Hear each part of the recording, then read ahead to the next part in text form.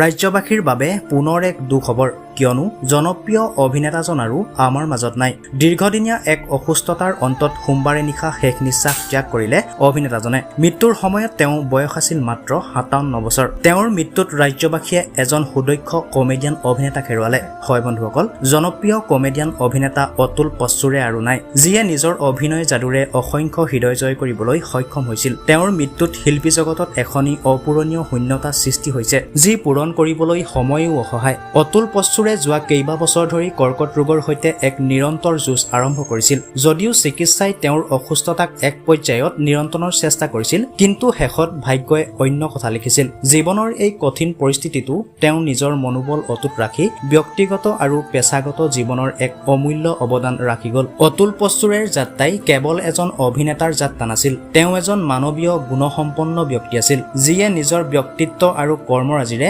জীৱনৰ প্ৰতি এক অনুপ্ৰেৰণা দি গৈছে। আজিৰ দিনত তেওঁ আমাৰ মাজত নথকাটো এটা গভীৰ বেদনা, কিন্তু তেওঁৰ অভিনয় আৰু শিল্পীৰ স্মৃতিৰে আমাক সদায় স্পৰ্শ কৰি থাকিব। শেষত তেখেতৰ আত্মাই যাতে চিৰশান্তি লাভ কৰে তাৰেই কামনা কৰিলো।